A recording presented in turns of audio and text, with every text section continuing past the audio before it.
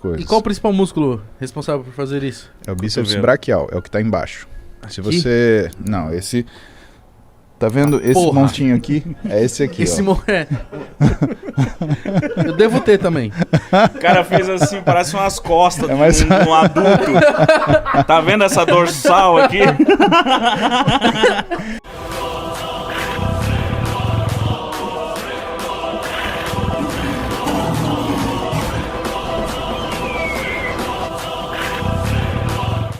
Eu costumo falar, médico, que não tem cirurgia simples. Por quê? Porque tudo pode complicar.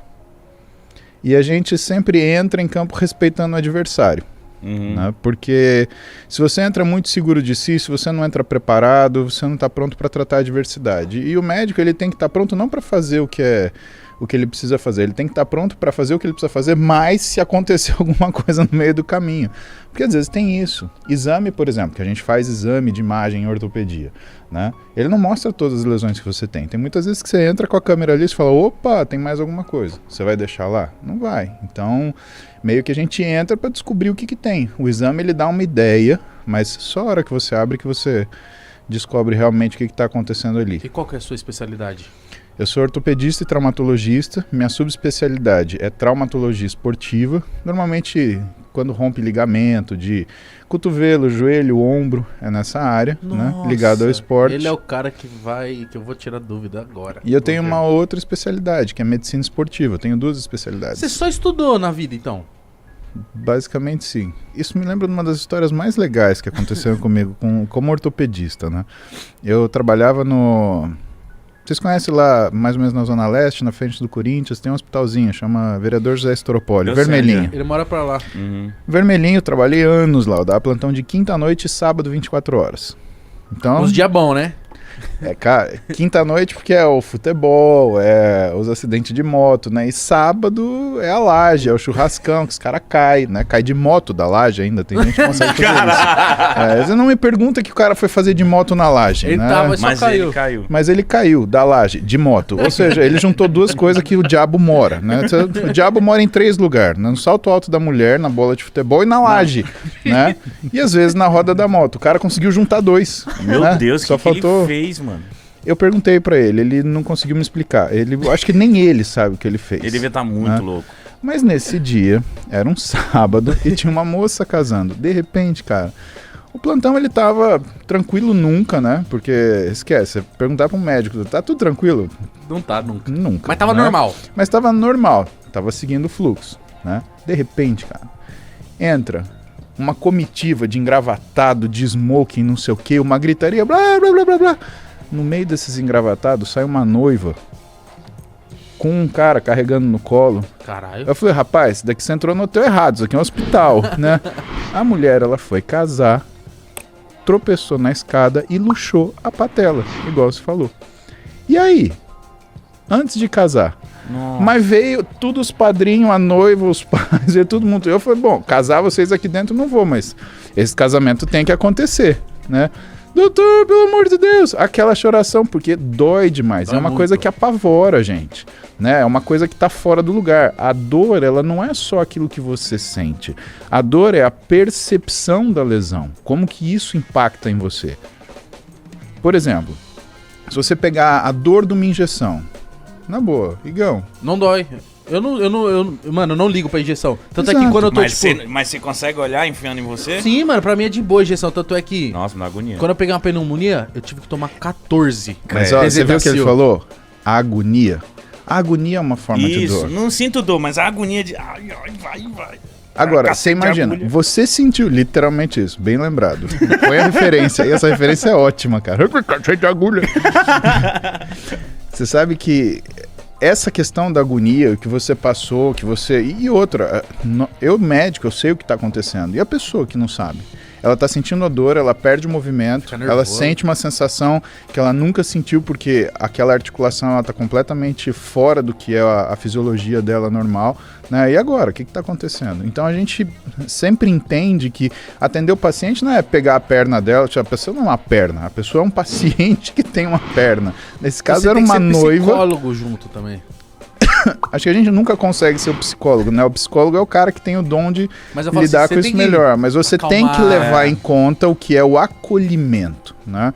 Então a gente faz o acolhimento do paciente. E naquela hora, o que eu tinha? Eu tinha metade de uma igreja dentro do hospital, tinha a noiva, tinha todos os padrinhos, a mulher querendo casar, o noivo querendo casar e eu aquela situação, e agora? Você conseguiu fazer eles casarem nesse dia? Mas com certeza, você acha? Virei pra ela e falei, coração, o negócio é o seguinte, vocês vão casar hoje, pode mandar o padre segurar, porque o padre é louco pra fechar a igreja e não deixar casar, né? Não, tem que ser dentro do tempo, senão atrasa outro casamento. Peguei a mãe e falei, ó, segura a igreja aberta. Os 6 que são convidados vão tudo pra igreja esperar pra segurar lá, porque senão a outra noiva vai chegar lá e vocês vão perder a vaga. Coloquei a patela da mulher no lugar, né? Isso é o pior. Aí a gente faz um enfaixamento. Você faz um enfaixamento forte, por quê? Porque quando você tira a patela do lugar, o que acontece é que a retinácula, que é como se fosse um tecido muito forte que segura ela no lugar, ele rompe. Isso quer dizer que, se ela dobrar o joelho de novo, meio esquisito, vai sair do lugar de novo. E eu orientei ela, falou, ó, anda com esse salto devagarinho, tá? Deixei ela enfaixado bem apertado e falei, vai pro seu casamento, você se sentir bem, vai pra sua lua de mel, só volta aqui amanhã de manhã, eu juro que eu espero pra te atender. Mas se ficar ruim, tô aqui a noite inteira, fica tranquilo. Eu acho que deu tudo certo. Ela não voltou? Não voltou. O médico, ele é um auxiliar do paciente, ele cuida do paciente, né? O médico serve o paciente, o médico, ele está dentro das profissões de servir a humanidade. Por isso que a medicina, ela é um bem da humanidade, ela não é a propriedade do médico. É isso que as pessoas precisam entender. E isso, por que isso precisa ser entendido? Porque num cenário como a gente viveu desse pandemônio, né, o médico foi o que menos falou. Eu vi jornalista batendo boca com o médico. Ah, mas veja bem, cara, não interessa, o cara é médico, ele sabe o que é atender um paciente. Aonde que é o ambulatório que esse jornalista atende? Né? Me fala, quantos pacientes ele atendeu? E desculpa, mas isso conta.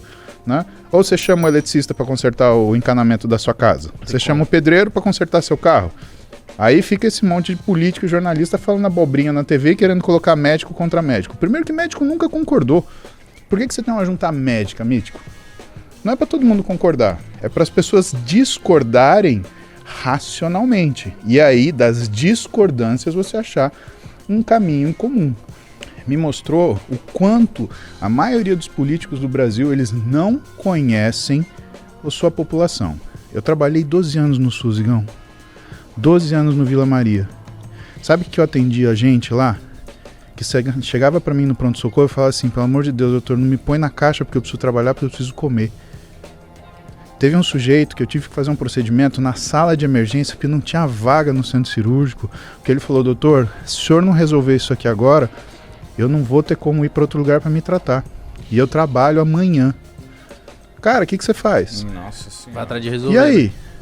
E ele tava certo. Igão, se eu fosse colocar ele na burocracia, ele ia marcar pro ambulatório de especialidade, para não sei o que, ele tinha uma lesão que eu sabia tratar.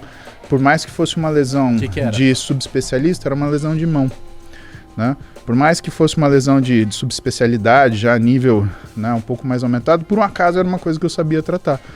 Pô, sorte dele, né, e sorte minha que eu pude ajudá-lo, né? E a gente faz essas coisas. A gente faz essas coisas porque, sabe, é você tratar o paciente. É aquilo que a gente estava falando no começo.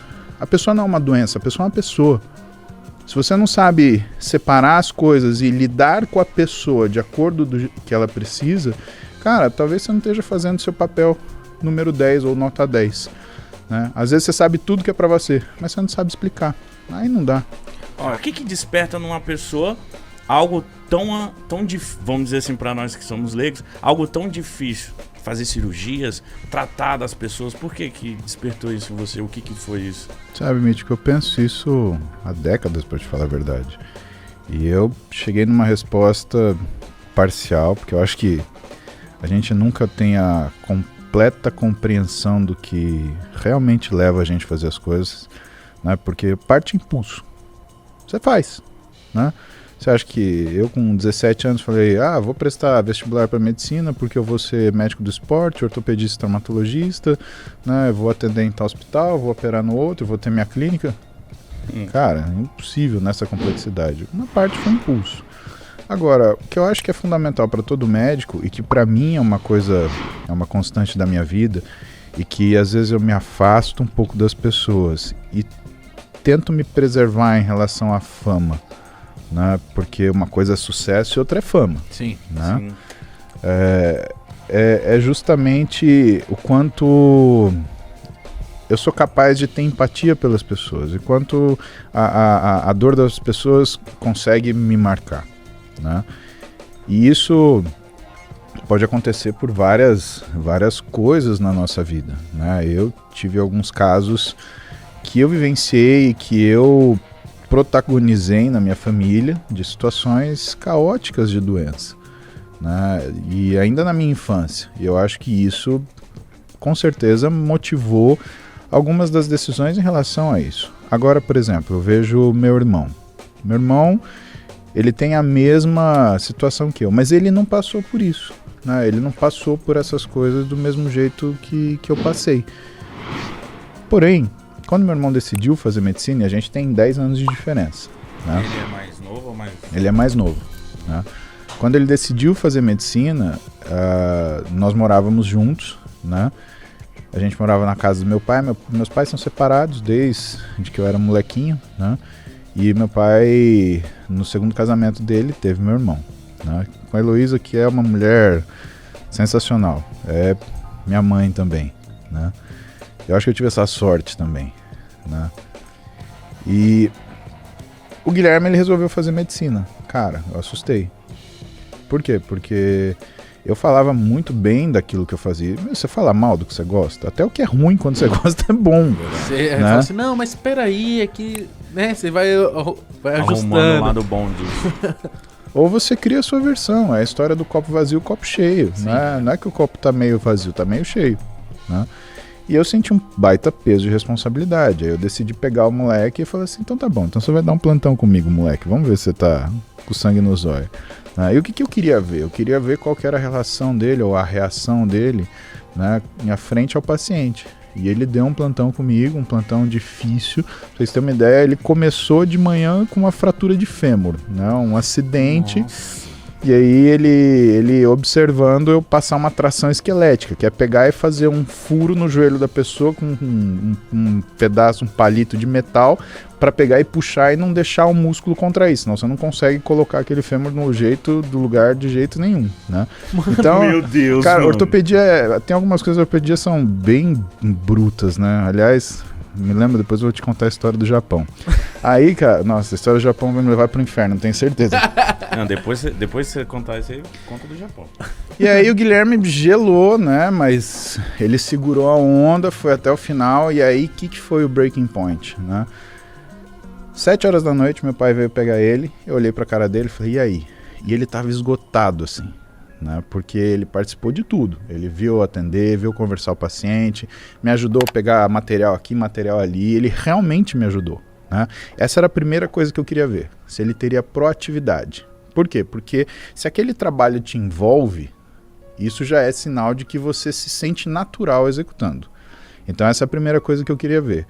Segunda coisa que eu queria ver, o nível de atenção dele para aquilo que estava acontecendo. Então se ele me perguntava, mas isso daí, você sabe o que é? Como é que a gente descobre? E agora, o que a gente vai fazer? E a terceira coisa, se ele entender o que é o objetivo do médico. Se você não entende o objetivo da profissão que você escolhe, é um risco tremendo você não gostar. E aí no final do dia, meu pai tava vindo pegar o Guilherme. Aquelas coisas que emocionam a gente, né? Porque, cara, você faz pra tua família. É o melhor que você pode fazer. Sabe? Tava ensinando a profissão pro seu irmão, cara. Exatamente. Sabe? Como fazia nas madrás na época que inventaram a medicina, sabe? Era um negócio, sabe? É quase artesanal, né? Era o que eu podia fazer pra ele, né? Aí eu sentei com ele e falei, e aí? Esse moleque me vira e fala assim, cara, a gente é importante na vida das pessoas, né? Aí derrubou você, né? Nu. Eu parei, olhei pra cima, sabe quando você para de escutar todo o resto assim? Falei, puta, esse moleque entendeu. E por que ele entendeu? Primeiro, porque ele falou, a gente, Ou seja, ele já se colocou como um sujeito que lida com aquilo. Porra, isso é minha responsabilidade. E segundo, ele entendeu o objetivo dele, fazer diferença na vida do seu semelhante. Vai fazer medicina.